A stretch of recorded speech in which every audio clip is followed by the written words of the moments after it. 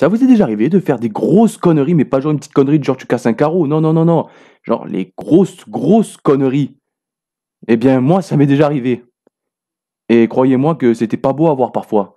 Donc du coup, voici en quelques points les plus grosses conneries que j'ai pu faire dans ma vie.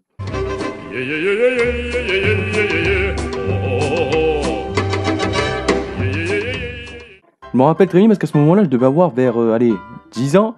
Et ma mère m'avait demandé de mettre la table. Et moi, chez moi, il y avait un placard qui était un peu en hauteur. Et dans ce placard se trouvait une pile d'assiettes. Et moi, comme j'étais petit et vraiment con, j'ai rien trouvé de mieux que de prendre une assiette tout en bas et de tirer d'un coup. Et ça a eu pour réflexe de faire tout tomber les assiettes. Une par une, elles sont tombées une par une, ça m'a paru tellement long. Ma mère qui arrive en courant, en mode panique, elle voit les assiettes par terre, elle me regarde moi. Elle regarde les assiettes, elle me regarde moi. Ben écoutez, j'ai appris à voler.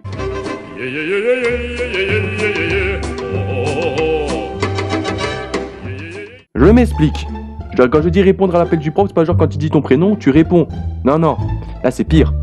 C'est que, en fait, le problème c'est que ma classe elle est en classe de neige et moi je n'avais pas signé l'autorisation. Oui, je suis encore con, encore une fois. Hein.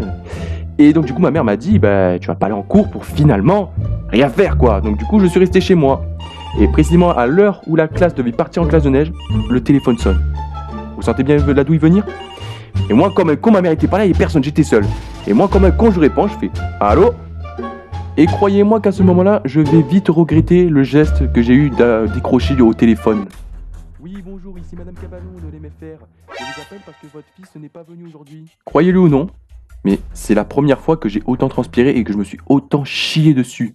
Parce que d'un côté, si je raccrochais, là, la prof, elle serait demandé qu'est-ce qui se passe, pourquoi est-ce que cette personne raccroche alors qu'elle est censée me répondre à la question.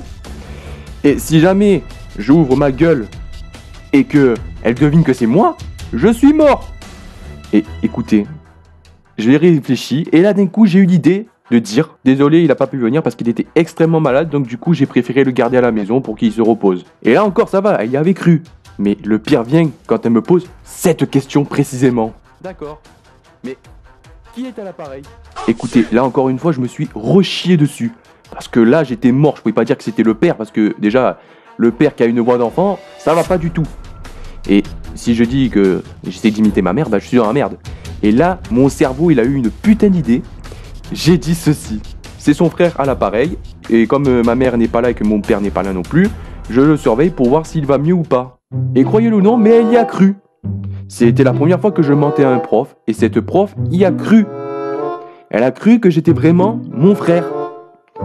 Eh écoutez, je sais pas comment ça s'est passé, mais à mon avis, je pense que c'est parce que en classe, je ne parlais pas beaucoup et que du coup, les profs entendaient rarement ma voix. Et que du coup, ça a eu pour effet de faire en sorte que la prof croie que c'était mon frère au téléphone. Et donc du coup, elle a vraiment cru que j'étais malade. Et croyez-moi que quand elle a raccroché, j'étais tellement fier et soulagé en me disant putain, j'ai menti à mon prof. Mais est-ce qu'un jour, elle découvrira que c'était moi qui avais parlé au téléphone? Est-ce qu'elle découvrira que c'était un putain de bobard? Et qu'est-ce que je vais morfler un de ces quatre?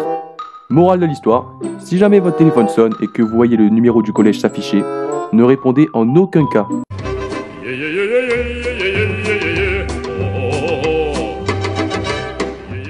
Cette connerie, je pense que c'est la plus grosse connerie que j'ai pu faire dans ma vie quand même. Parce que déjà, non seulement péter un miroir, ça porte vraiment malheur, mais en plus de ça, je dois avouer que j'ai eu du bol sur le coup. Et ça, je vous l'expliquerai après. Alors en fait, cette histoire, elle remonte à très longtemps, hein. J'étais aussi petit. Et chez moi, il y avait un miroir dans la salle de bain qui n'était pas collé au mur en fait. C'était en quelque sorte fixé, enfin placé comme ça, mais ça bougeait. Et moi, dans toute ma splendeur, une fois, j'ai voulu me laver les dents un soir. Et comme un con, encore une fois, j'ai voulu attraper ma brosse à dents et sans faire exprès, j'ai mis un petit coup de poing sur le miroir. Le miroir, ça y a pas plu. Il a commencé à faire un truc il a commencé à glisser tout droit. Il m'est tombé dessus, je vous jure, il m'a éclaté à la tête. On est d'accord? Un putain de miroir géant, genre ça, m'a explosé à la tête. Et le pire, c'est que je n'ai rien eu. Même pas un point. Même ma mère a été intriguée quand elle est arrivée en courant, en mode panique encore une fois. Comme quoi, des fois, quand même, j'étais un peu dangereux, que ma mère, elle s'inquiétait un peu trop pour moi, parce que j'étais un peu dangereux. Et surtout très maladroit. Mais croyez-le ou non, j'ai vraiment eu du cul. Parce que ne pas avoir une seule blessure, alors qu'un miroir géant vient de t'exploser la tête, ça n'arrive pas tous les jours quoi. Et voilà, c'est déjà la fin de ces quelques conneries, hein, j'ai fini de vous les raconter. Mais bien sûr, il y en a plein d'autres de conneries, parce que je n'ai pas fait que 3 grosses conneries comme ça, mais le reste, c'est des petites conneries, qui peut-être un jour, je ferai une vidéo où je vous raconterai ces petites conneries.